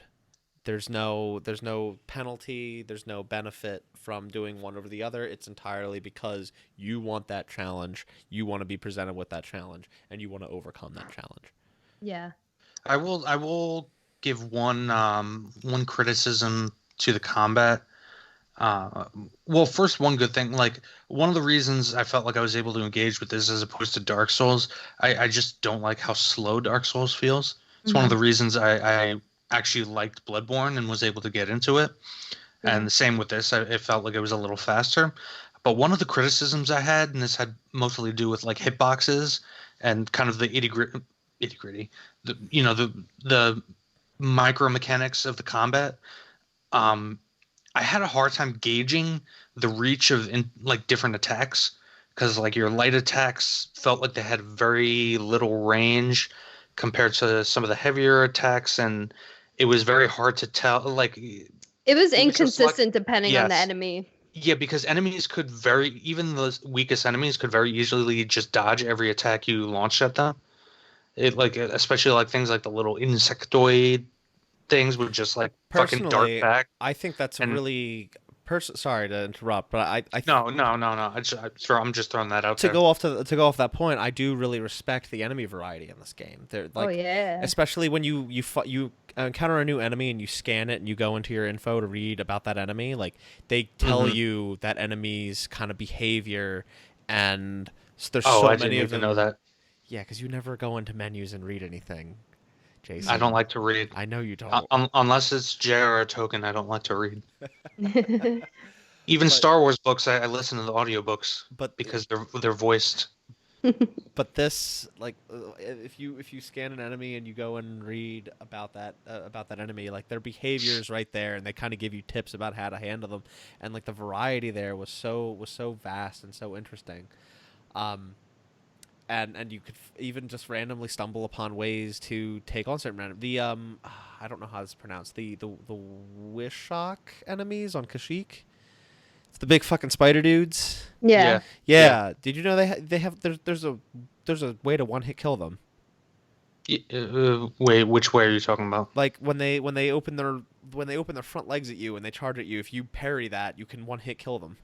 Oh yeah. Yeah. Which, like, I didn't really know about that. My roommate told me about it, and I was like, wow, I'm really bad at parrying, like, creature enemies. And then I failed to do it a couple times, and then I did it once, and I was like, wow. And then I never failed that again. There's also other stuff, like, I remember on Zephyr, there's the legendary, like, ogre thing that's in the ruins of the starship. Yeah. And I didn't even realize it until, like, it was, like, my 10th try trying to kill it. If you parry it, or it has to be at a specific health level, but if you parry it, like the square button will appear above it, and if you hit it, it goes into an animation and takes away like another third of its health. Yeah, that's crazy. Yeah. So like, yeah, the variety allowed for a lot of different ways to approach a lot of the enemies, and even some enemies even presented opportunities for really, really, really cool combat moments, like the Wishok spider enemies, those guys, so on and so forth. I want to talk a bit about kind of one quick thing before we move ahead, because you mentioned before about comparing to Dark Souls, how it's not about upgrading like weapons and armor and whatnot. I really do hope in a future game, if there is like a sequel to this, I really do hope they add something like that, like armor systems or something like that. That kind of goes into what I want to talk about right now. It's not immediately going to go into what I want to talk about right now, but this is the throughput to that. I want to talk about the collectibles. I was disappointed. Yeah, there's so many chests on each planet. Like I think Kashyyyk had like close to 50. Maybe even more than, maybe almost 60, I forget. I think Zephyr had the most. It was like 46 or something like that. Probably something like that. I don't know. But there's so many chests. There's so many chests on each planet. There's so many chests total. And it's mostly all just cosmetics. Ponchos, bro. Oh, stupid fucking ponchos. I didn't mind the ponchos. I hated the ones that just looked like big rubber sleeves that he had basically put over himself. I thought those were really ugly. All I wanted, the big welding suits. All I wanted was like a straight up black poncho, black shirt, so I could look like Luke from Return of the Jedi. I mean, they had a black poncho, but it wasn't like, it had like grays to it. It looked weird. Like I tried to match it with that last shirt you get, but the pink poncho, however, the pink is one amazing. Was so ugly. Yo, fuck out of here. I just wanted my all black Luke Skywalker outfit. So that I was using green for most of the game, but when you actually forge your own lightsaber, I went with Mace Windu purple, because Mace Windu's a boss. Lightsaber, okay. I actually just liked his initial outfit the most. The ponchos didn't do much for me. Well, I liked the ponchos, but I feel like it almost would have been better, and this wouldn't have made like any sense. But like, it almost would have been better if you like unlocked new patterns or new colors or new fabrics, and you got to customize your own with those things that you accumulate. Just so it like you aren't stuck with this big rubber sleeve over yourself, or this pattern that you don't really like, or pink. I think there was like one color pattern that you can unlock, and that's it. Well, there were lots of ponchos, but you could also get like suits, like outfits for yourself, which there were only 5 of them. Yeah. And like BD1 had skins, but BD1 is so tiny, and you had your ship had skins, but you only ever see that when it's docked or landing on a planet.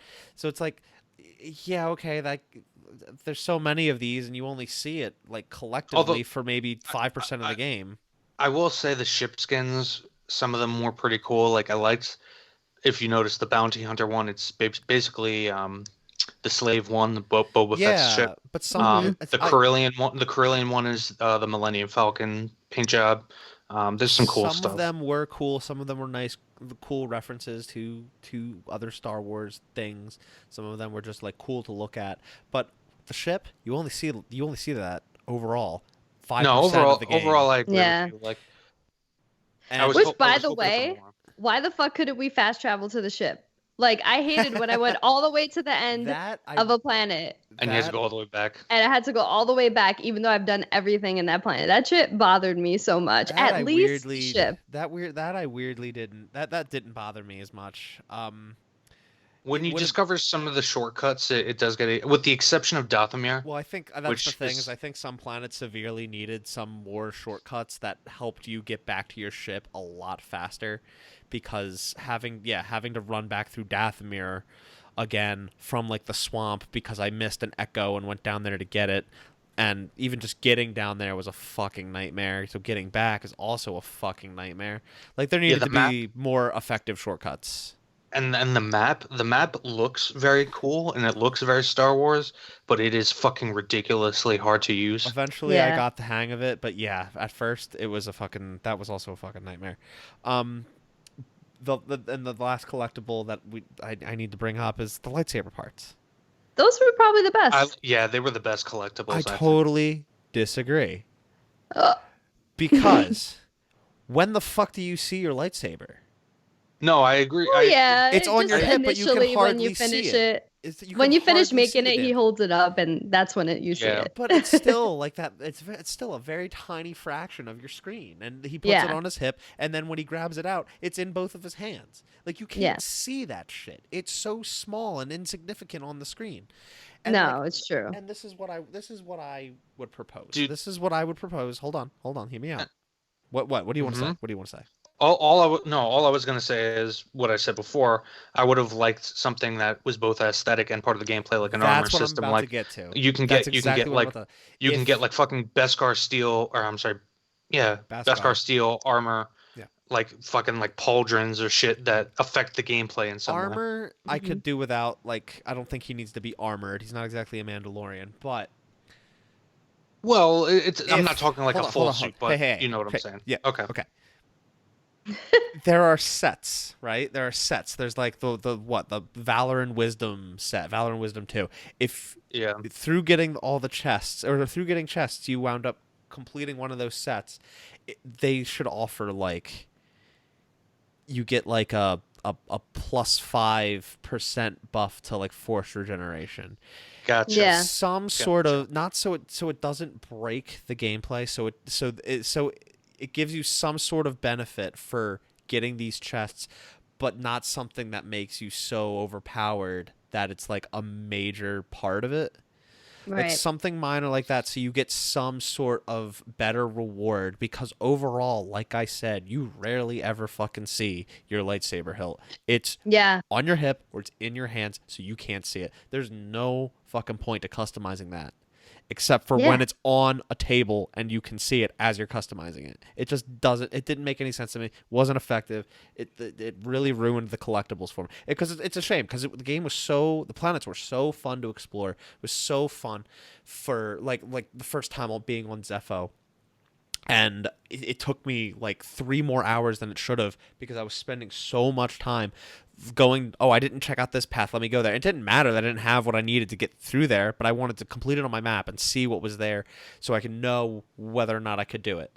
And I got so lost in exploring all these new paths and finding these new treasures, but there was really no point in doing all that exploration because all those treasures were pretty meaningless. They were just Agreed. they were just aesthetics, and like the most aesthetic you could possibly get was the ponchos. It was the most obvious aesthetic that you could possibly have. And I don't understand why it was just ponchos. I don't know. I mean, we know why. Like we were talking about before, it seems pretty obvious this game was on a tight schedule and that they had a very limited amount of time. So it's probably like, okay, we'll just take this one fucking model that we have and give it a bunch of different textures, and those are your collectibles. Yeah, I think in that case, do less of them. Like instead of like 40, do like 5.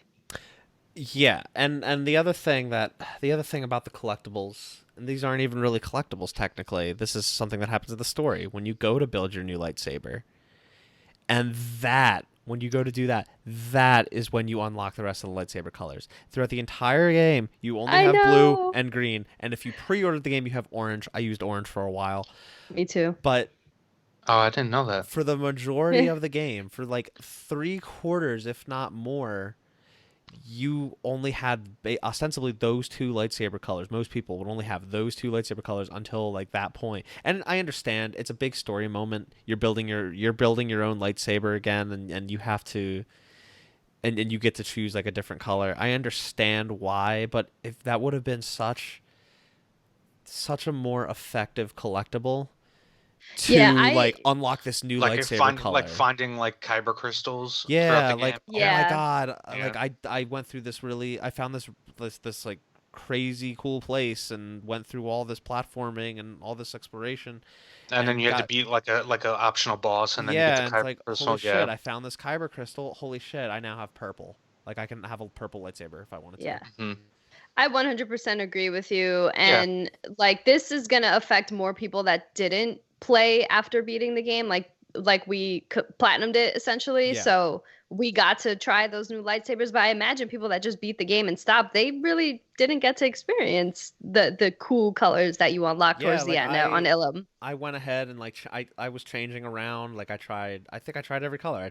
I think I started off with cyan. I thought it still looked too similar to blue, so I changed it to like indigo and changed it to purple at some point. I think I ended on yellow. Indigo, cyan. Play Pokemon much? Okay. Yeah, I think I ended on yellow. Yeah. But yeah, it was so like that was such a cool thing to be able to do, to have all that huge palette of colors, but it really hampered it by only getting that so close to the end of the game. Yep. So yeah, I thought the collectibles were just super disappointing. The Echoes being the most interesting collectibles because they gave you more backstory onto what happened in certain areas of that planet. Yeah. I think I read every single one of them, and and again, calling back and scathing Death Stranding for the sheer amount of reading content that game provided. All these Echoes were just like a couple sentences, maybe even a sentence. That's all you need. Yeah. Just a little bit about what happened there, and for each one, Cal or BD1 had something to say about it, and that was it. Yeah, I didn't even need to read them to get what was going on. Yeah, like you really didn't. Like I didn't read them. Especially, yeah, you didn't read anything. Especially like with the archives from Cordova, like Cordova would read it off. Or he would read most of it off, at least, all on his own. Like, those were the best collectibles because they had something interesting to say or show. Yeah. A lot of them even had like sound effects, like you heard the event happen. Right. Yeah. And there were some funny moments of like you just hear like, you know, ignorant stormtroopers just walking around and getting killed by monster, and it really had nothing to do with the story. It was just funny. Yeah. Or like there was one, I think, where it was in a secret area, not a secret area, but like a hidden area that you unlocked later on if you went back to Kashyyyk, It was a platforming section, and you go through and you stop the windmills to get a hidden chest. But there's also an echo there, and it's just about a stormtrooper getting chopped up by one of the spinning rotors. Yeah, like that. Those were easily the coolest collectible. The only truly effective one, and they were probably the least required, in the game in terms of 100% completion. Mm-hmm. Which I felt it as a concept, the whole thing was just very disappointing. Yeah, the only other there's two more small things I wanted to bring up, unless you guys have anything else. What was your favorite lightsaber color to use? Purple. Purple, me too. You know, I really liked orange, but I hated that it was a pre-order bonus. Yeah. Like, I really liked orange. I just, like, it sucks that was limited to pre-orders. Oh, no? Although, at one point, so it's okay. It's not even important, but at one point I had my pink BD1 with my pink cloak and a magenta freaking lightsaber. I was a badass Cal Kestis. Yeah, magenta actually was pretty nice, too. That was a nice color. Magenta over purple, I think. And I did like yellow. I think the yellow saber is very cool. I think it's cool now. Sorry. I just wanted to bring up, because I just realized we actually forgot to talk about him completely. Saw Gerrera in this game. Oh yeah, Saw Gerrera in this game. I actually really liked Saw in this game because, so if you don't know who Saw Gerrera is, he's a character that was originally from the Clone Wars, in which he was like a freedom fighter, along with his sister, who. Never mind. I don't want to spoil the Clone Wars, but yeah, he was a freedom fighter in Clone Wars. He was a freedom fighter in the Clone Wars. He also showed up in Rogue One. Well, he eventually becomes a rebel when the Empire takes over, and he does show up in Rogue One, played by Forrest Whitaker. Save the dream. But I really actually liked him in this game because in this game he was actually Saw Gerrera, whereas in Rogue One he was just a creepy old, like, delirious Forrest Whitaker. Yeah. And he was also portrayed by Forrest Whitaker in this game. Yeah, but he was like way more like the character that you knew from the television show, which I thought was really cool. That is good to know. He was a pretty cool character in this game. He was one of the first, I guess, outside characters that we knew would be in this game, because he was revealed to be in the game at the E3 gameplay demo when the gameplay was revealed. Mm-hmm. But yeah, he was cool. Only there for that first time you're in Kashyyyk. He doesn't come back into the story at another point. But I guess it's because he's so involved with other Star Wars things that we already know about. You can't involve him too much. Again, goes back to what I was talking about earlier. You can't have anything that's too eventful because it can't be so important that it gets brought up later. There's also not a nice lore excuse in that. Like, Kashyyyk is a planet that gets completely overtaken by the Empire, and obviously we know that the Wookiees are enslaved. That's that plays a big role in the background of Chewbacca and later on, Yeah. I only had two more brief things that I wanted to talk about. Kind of want to go back to the ability progression and getting skill points to go towards abilities. A lot of them I felt were really not great. Like, it didn't feel like a great progression system in a way. The thing is, like, and this is where it's different from Dark Souls 2 as well. Yeah, the progression system is totally different. You get more abilities from opening chests and finding collectibles than you get from killing enemies. Whereas in Dark Souls, like, you can farm enemies and level up and stuff like that. You don't really get much XP from killing enemies. Right. Yeah. You do get a lot from Force Echoes and stuff like that. And stuff like increasing your life bar and your force bar comes from finding those hidden echoes. Yeah. Although you can do that, and there are skills in your skill tree that do allow that, but overall they barely affect it. They don't affect it as much as finding the echoes. Force and life essences.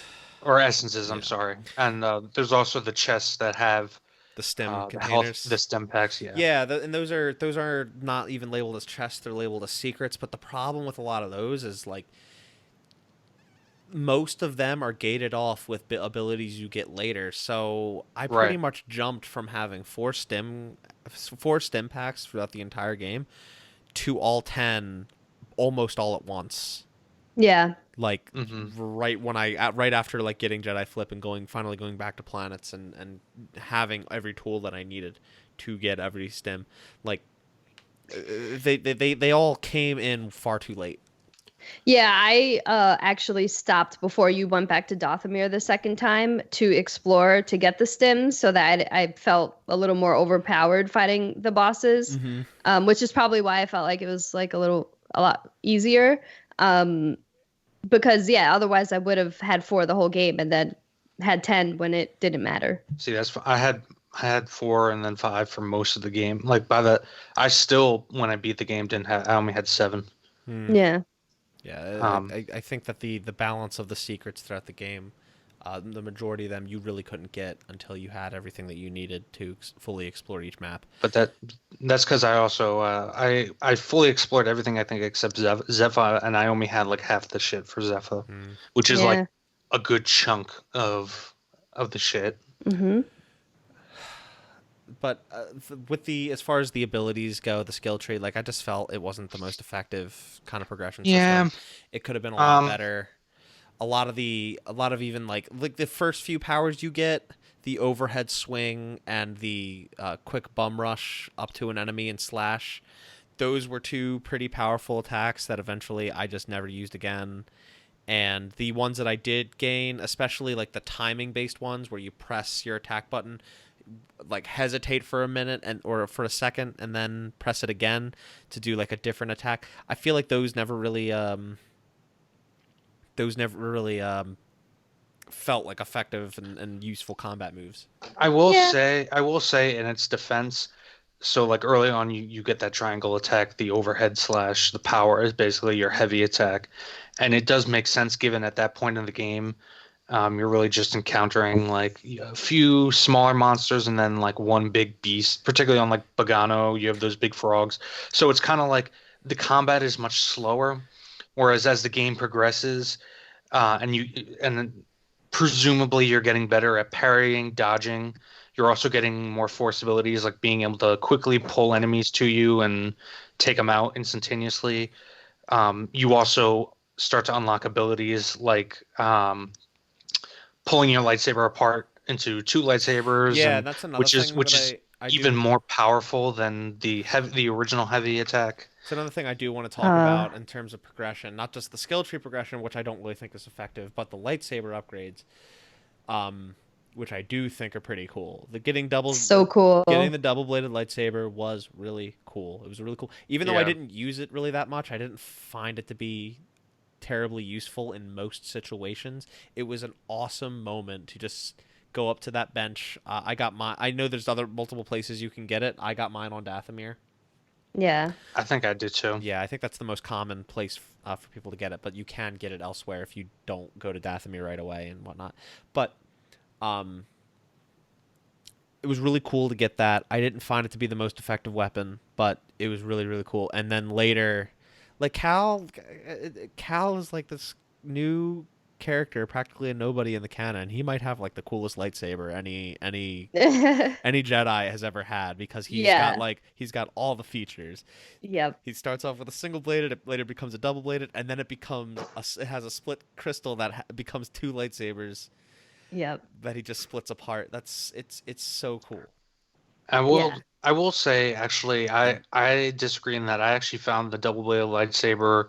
I found that switching back and forth for me throughout the game became very important in certain areas, particularly Dathomir. I think when you get surrounded en masse by like Night Sister, it could because it's essentially a crowd control weapon. Yeah. Versus the single lightsaber, which is it's more powerful, does more damage. I don't mean to say just to be clear, I don't mean to say that I think it's useless or I think it's bad. it never really fit my personal play style, so I didn't wind up using it much. But I got you. two of my roommates have played the game. I think they used it a lot more than I did. I love when you switch from one form to the other, how like it looked. Those yeah. Yeah. Then there were those attacks that you could do that would automatically switch it for you. Those were some of the more useful skills I found in the skill tree. I just think I think the skill tree was just super disorganized and wasn't really an effective progression system. But I wouldn't be as harsh on it. I do feel like over the course of the game, like I said before, I felt like I was getting faster in terms of the combat generally, especially with more passive skills. Like for instance, you unlock like around not even halfway through, a little earlier, the ability that when you're sprinting, you automatically block shots, which is it's extraordinarily helpful. It allows you to escape, really nasty fights easier. It also allows you to move around through crowds of enemies much easier. And things like, again, pulling enemies to you, pushing them away, being able to just take out a crowd of enemies you're coming up on by pushing them over a cliff. And eventually, I guess that's another problem I personally have is just like eventually the skill tree the skills just kind of devolved into you have an upgraded force push that can stagger more people. You have an even more upgraded force push that can stagger all the people. And like pull had the same thing, and slow had the same thing, and it's just that's not enough for me. I needed later in the game. I needed more variety in the skills that I was getting, and I never really feel like I got there. But again, that's just me. I disagree in terms of the force abilities because, like I said earlier, I like that the force is a lot more subdued in this game compared to other eras. I'm not saying I want more. I'm not saying I want more force powers, but just, I agree in terms of like lightsaber ability, like yeah, just pure like combat in terms of like potential combos you can do and things like that. If they had introduced some sort of combo system like that, that would have been cool. Yeah. I mean, I guess we'll see. I assume we're going to get a sequel to this game, so maybe we'll see some new force powers and thus new ways to evolve that progression system in the future. The last thing that I really want to bring up, this is just a small, stupid little thing, but I fucking hated Cal's jump. Oh, especially in the beginning. Yes, like his jump is just fucking terrible. Like who jumps like that? He's running out of full sprint and he just does this little bunny hop and like like who jumps like that? Especially a Jedi. Like what the fuck? That kind of plays into mobility. Like he ran really weird, and I feel like he never really ran that fast. I told you guys really early in the game when I started playing it, like felt like his movement felt really slippery almost. I never really had my feet planted on the ground. It got better as the game progressed and I went to different locales. Yeah. Like the feeling just kind of became better. You got used to it, I feel. Yeah. Like. Especially when it came to things outside of running, like wall running got weird because of it was difficult in the execution because of how finicky it could be in terms of when it like sometimes you would just like stop running and just drop. Yeah. And I didn't know why. Like I presumably you were supposed to hold X and then let go or tap X when you wanted to jump off. But I'd just be holding X and moving forward and I would just like fucking fall off. Yeah, there was a similar mechanic in Titanfall and I feel like it was done a little better in Titanfall. Yeah, and like I don't know the sliding sections in this game. Oh god. Just nightmarish to control. Everyone Everyone complains about the slides. I didn't find the slides that bad, but there were some of them where the turns were really bad. And I wound up having to jump and readjust so that I would stay on the fucking slide. The camera in this game in general can be a problem. I have some videos on my YouTube channel of me making the jump on a slide and it literally pushing me back off the edge. And that happened on Kashyyyk in the muddy slide and on Zepho with the icy slide. I feel like that and I was like, have... I made the jump. What the hell? Why am I just sliding right back to the cliff? I feel like that may or may not have happened to me a couple times too. There was some weird glitch that happened when I was jumping off a slide. The worst is when you had to. There was one or two where you had to use force powers as you jumped off at the end to like stop one of those. God, what are the rotating fans? Yeah. And you would just hit, if you accidentally hit the fan, you would just hit it and fall down, and it would just plop you down like right in front of it again. Yeah. All right.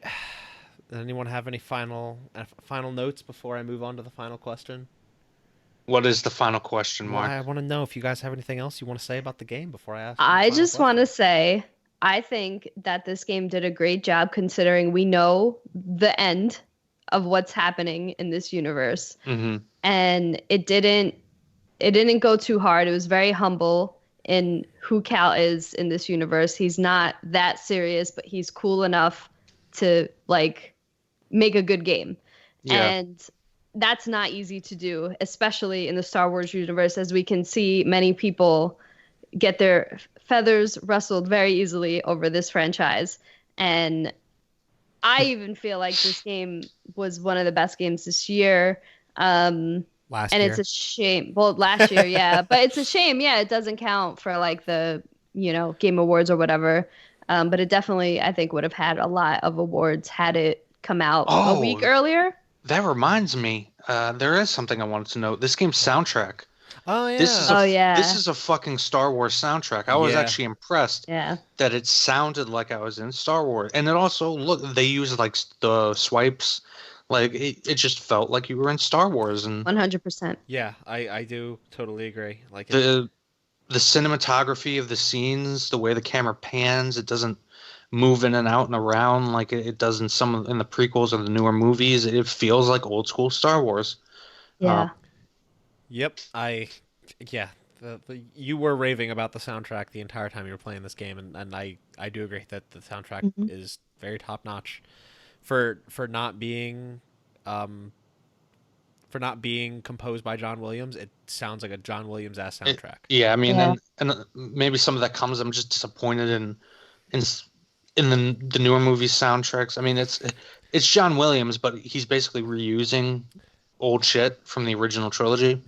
But this felt, like you said, it felt like something that John Williams composed. Yeah. Okay.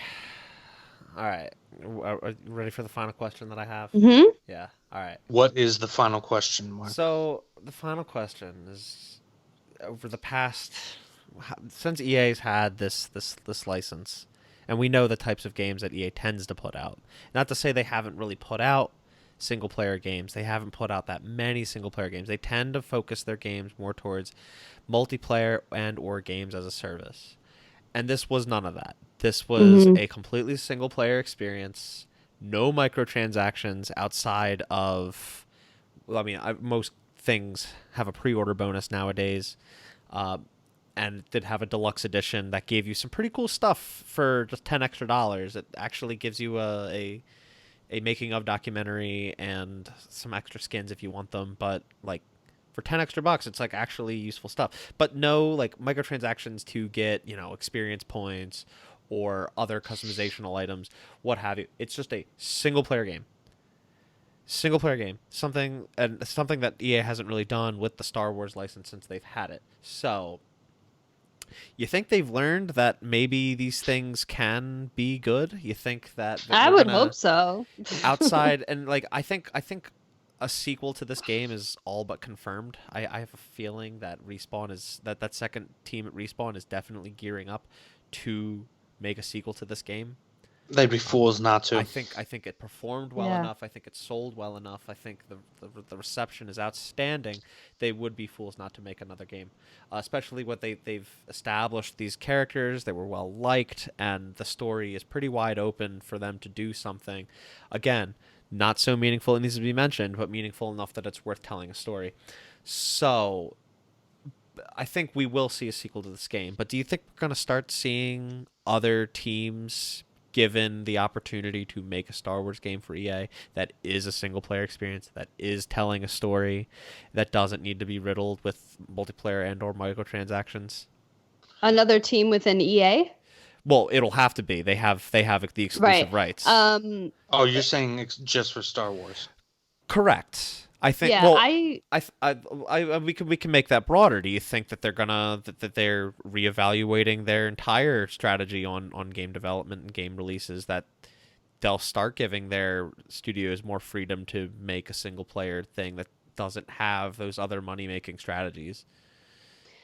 I feel like if Respawn's involved, that's their best bet. I can't think off the top of my head of a team that does better story experiences. Like they even hit a home run with Titanfall 2, which was a really good story that got buried by Battlefield and Call of Duty at the time that it released. Yeah. But it's, it's free on PS Plus eventually, and you should definitely play that campaign. Yeah, it was free last month, so hopefully you guys pick that up. Yeah. And this, Star Wars Jedi Fallen Order was great. But it's all Respawn. I don't know if another team could pull it off. Well, I think I think the obvious, like, if I was the CEO of EA, right, and I had control, I could literally do anything I wanted in a vacuum. The obvious answer would be another Knights of the Old Republic and have BioWare do it. Here's the problem. You have to consider what's going on outside of video games, aka what Disney is doing in terms of films, television, whatnot, and what EA can and cannot touch in terms of lore.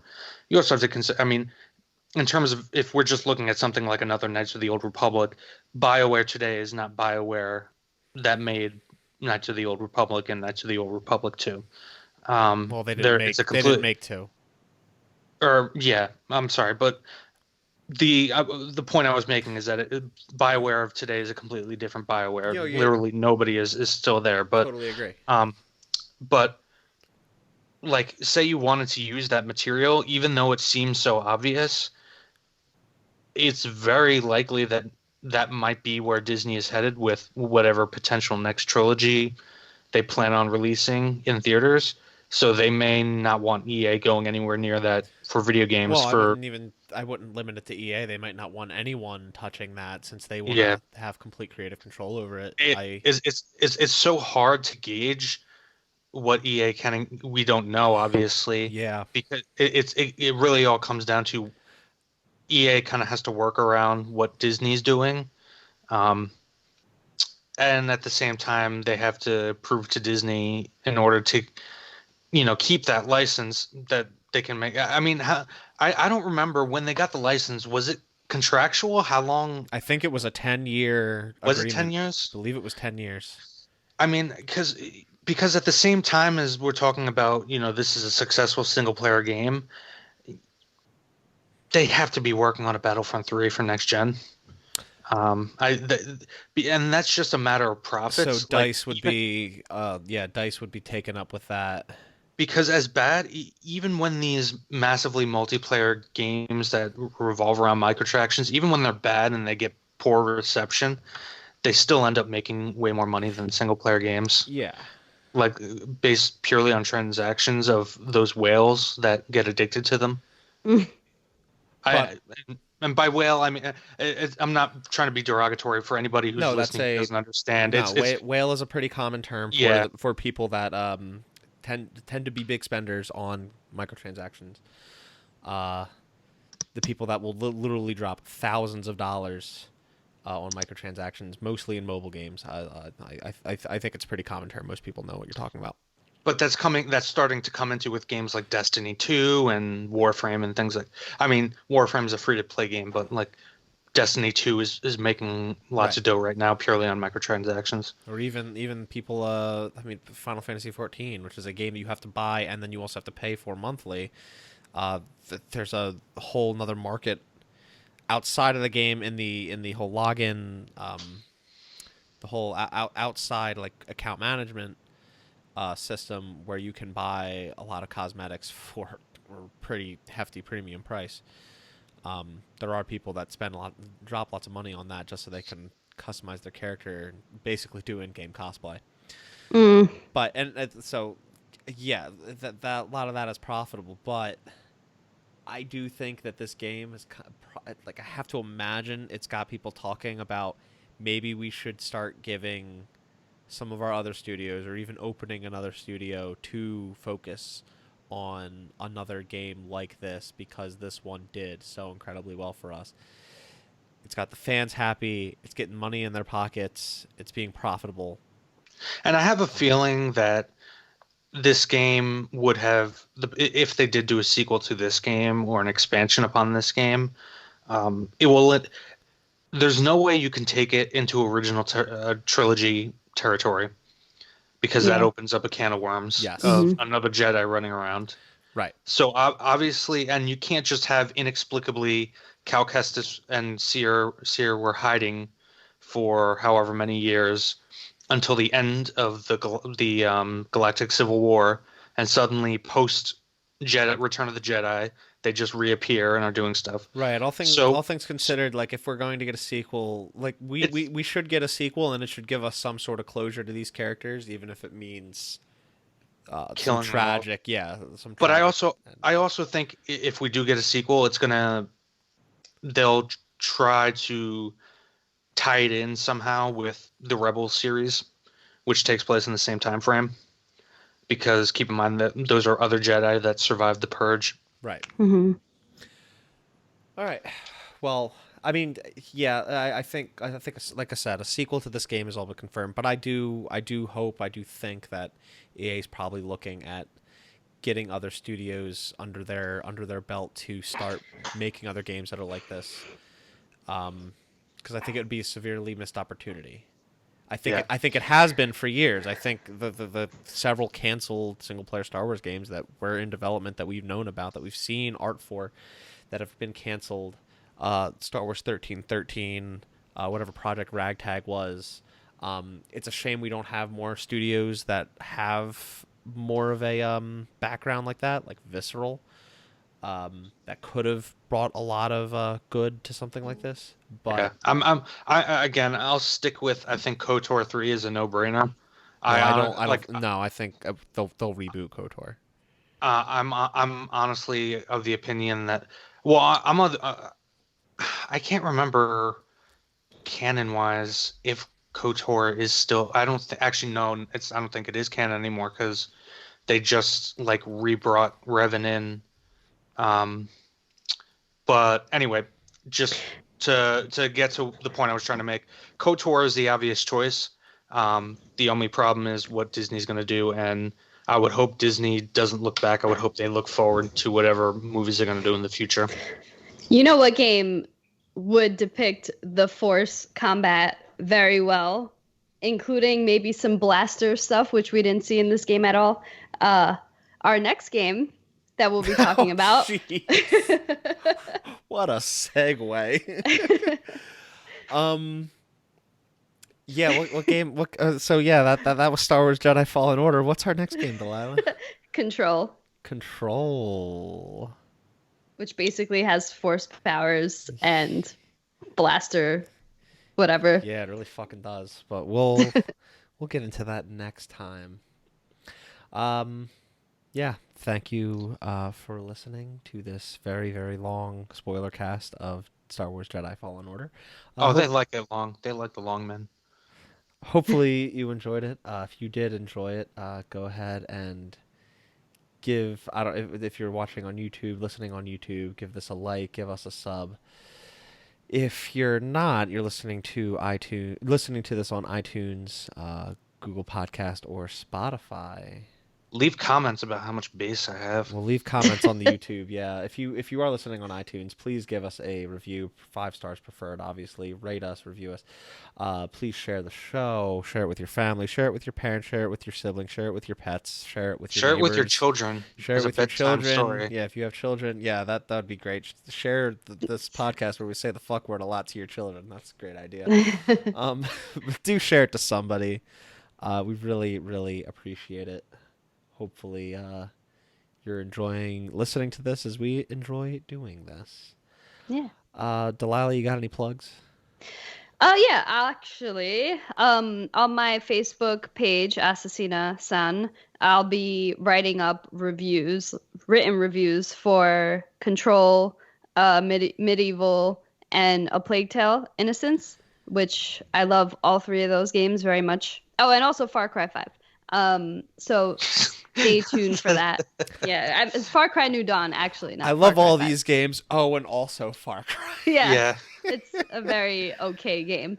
Um, and I'm going to be earning my 100th platinum, which is I'm aiming to be Sekiro, but Ah. Fancy. yeah, but I don't know when that's gonna happen because I'm still kind of early in the game and it's a long game and it's a long platinum. Yeah. So I do plan on streaming that and I'll announce that on the Twitters and all the social medias. Um, and that's it. Did you get 100 platinums, Mark? My 100th platinum was Kingdom Hearts 3, Oh, okay, which gotcha. like is meaningful in and of its own right, even though that game did It's disappoint depressing. me in many ways. Um, yeah, it's still meaningful that was my 100th plat, but yeah, I think I'm at 118 now. So Ooh, you still got some catching up to do, Delilah. damn. Um, Jason, you don't have anything to plug. I don't have anything to plug, but I will give my official Jason score for Oh yeah, what's the Jason score? it. I give it a 7 out of 10. It is a good game. 7 what Mhm. out of 10? What do you mean 7 what? 7 what? It's a number. 7 lightsabers out of 10? 7 lightsaber. Yeah, I you give got it it. 7 kyber crystals out of There we 10. go. See, you need to give that this whole Jason score thing some personality, man. I give it 7 Nemoidians out of 10. All right. Um, thank you again for listening. I hope that you tune in and play Control for the next episode of Reap the Spoils. I'm Mark Sullivan. You can find me at Nibelheimian. Delilah can be found at Assassina_San. Jason can be found at Solid Quaz, but you don't follow him. And If you tweet at me, I will aggressively shut you down. and we'll hopefully see you next time. Thanks for listening. Bye. Bye-bye.